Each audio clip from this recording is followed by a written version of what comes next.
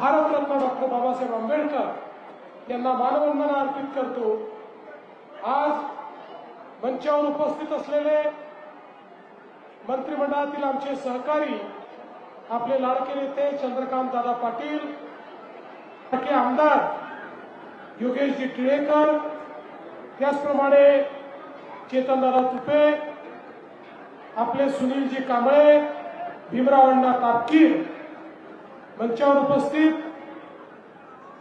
भगवान टिळेकर, मुकुंद दरेकर, शिवाजी कामटे, प्रमोद टिळेकर, आकाश डांगमाळी, शिवाजी कामटे, रंजनाताई टिळेकर, गव्हाणे, वृषाली कामटे, संदीप लोणकर, राणी भूताई भोसले, या ठिकाणी उपस्थित सर्व मान्यवर आणि उपस्थित सर्व भगिनी आणि बंधूंनो, आज मला अतिशय आनंद आहे।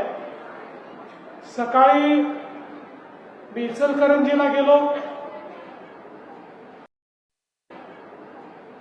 छत्रपती संभाजी महाराजांच्या पुतळ्याचं अनावरण केलं।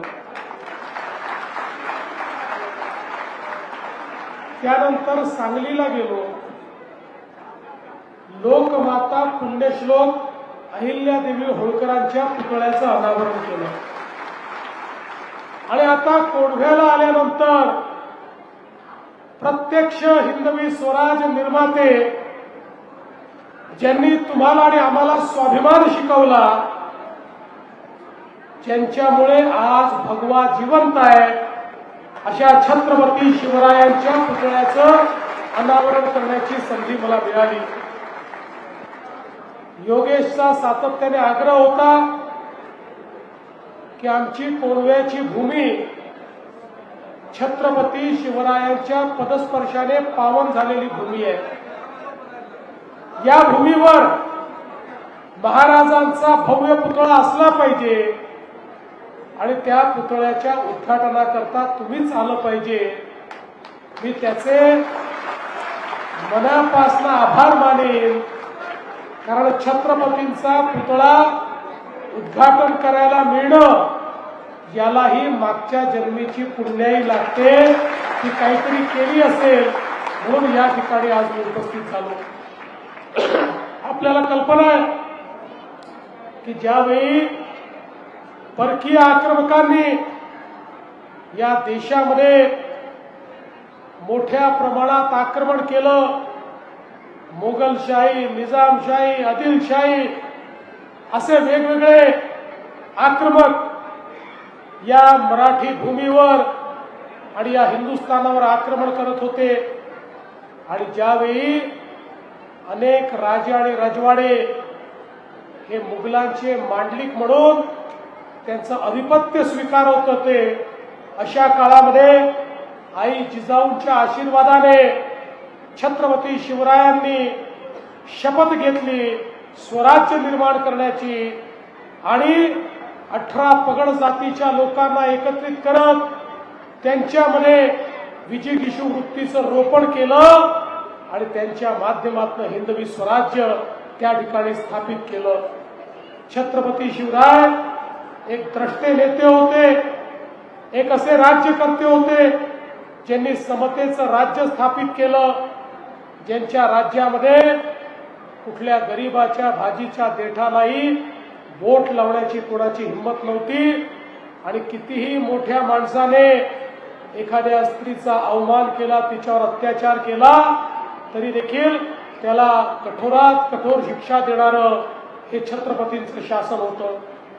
आणि आपण बघितलं असेल की ज्या प्रकारे त्यांनी सातत्याने लढाई करून हे स्वराज्य तयार केलं, स्वराज्य तयार झाल्यानंतर ते छत्रपती झाल्यानंतर दुर्दैवाने फार काळ आमच्यामध्ये राहू शकले नाहीत, पण या महाराष्ट्रामध्ये आणि भारतामध्ये एक असं तेज त्यांनी निर्माण केलं होतं की त्यांच्यानंतर छत्रपती संभाजी महाराजांनी त्या ठिकाणी मुघलांना झुंजवत ठेवलं आणि जो औरंगजेब या महाराष्ट्रामध्ये हे ठरवून आला होता की आता शिवाजी महाराज राहिले नाही, आता मराठ्यांना मी संपवून टाकील, त्या औरंगजेबाची कबर याच महाराष्ट्राच्या भूमीमध्ये आमच्या मराठ्यांनी त्या ठिकाणी पूजली.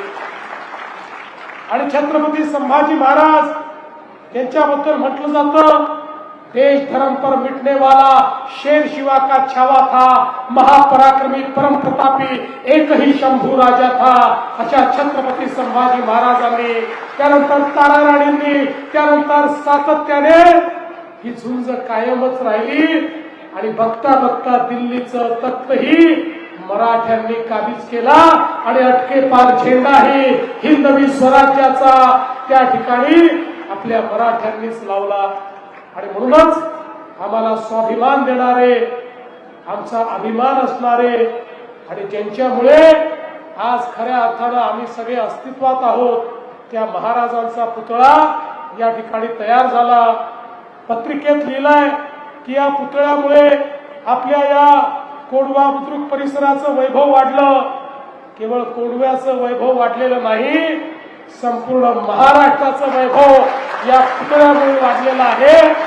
म्हणून योगेशजी, तुम्हाला मी मनापासून शुभेच्छा देतो.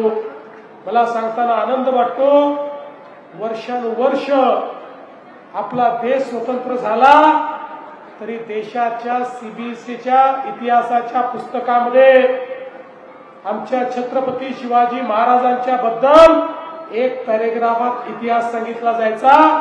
आणि त्याच वेळी मुघलांच्या इतिहासाला 17 पानं दिली होती. एवढासा इतिहास महाराजांचा आणि आपल्यावर आक्रमण करणाऱ्या मुघलांचा 17 पानांचा इतिहास. देशाच्या प्रधानमंत्र्यांनी ते बदललं. आता मुघलांचा इतिहास एवढाचा झाला आणि माझ्या छत्रपतींचा इतिहास 21 पानांचा इतिहास. आता आमच्या इतिहासाच्या पुस्तकामध्ये तो जाज्वल्य इतिहास प्रधानमंत्री मोदीजींनी आमच्या पिढ्यांकरता त्या ठिकाणी शिकवायला दिला. आणि म्हणूनच आजचा दिवस महत्वाचा आहे. आज आमच्या कोंढव्यामध्ये या ठिकाणी खरं म्हणजे मी 2018 साली कात्रज कोंढव्याच्या रस्त्याच्या उद्घाटनाकरता, भूमिपूजनाकरता आलो होतो. काम काही झालंय, काही बाकी आहे, पण आता मला असं वाटतं लवकरात लवकर हे काम आपण पूर्ण करू. आज खरं म्हणजे मला या ठिकाणी सांगितलं पाहिजे की वेगवेगळ्या मेट्रोच्या मार्गांना देखील आपण मान्यता दिली आहे. त्या माध्यमातून आपल्या कोंढव्याचा भाग आता या मेट्रोच्या माध्यमातून जोडून पुण्याच्या इतर भागाशी देखील त्या ठिकाणी आपण जोडतो. शिवाजीनगर ते येवलेवाडी मेट्रो मार्गास मान्यता, स्वारगेट ते कात्रज मेट्रोचा मार्ग कोंढव्यापर्यंत आणण्याचा आपण काम करतो. आणि पुरंदर विमानतळाची जोडणारी प्रस्तावित मेट्रो देखील आपण कोंढव्याला या ठिकाणी देतो आहोत. यामुळे भविष्यामध्ये खूप मोठी कनेक्टिव्हिटी या भागाला मिळेल हा विश्वास मी आपल्या सगळ्यांना देतो. आज खूप कार्यक्रम आहेत आणि कदाचित 4 वाजता इलेक्शन कमिशननी पत्रकार परिषद ठेवल्यामुळे त्यांनी जर इलेक्शन घोषित केलं तर माझे कार्यक्रमच होणार नाहीत. म्हणून मी अधिक न बोलता आपल्या सगळ्यांचं मनापासून अभिनंदन करतो. आणि योगेशचं आणि ज्या ज्या लोकांनी हा पुतळा बनवण्याकरता या ठिकाणी श्रम केले त्या सगळ्यांचं मनापासून अभिनंदन करून माझं बोलणं संपवतो. धन्यवाद. जय हिंद, जय महाराष्ट्र. छत्रपती शिवाजी महाराज की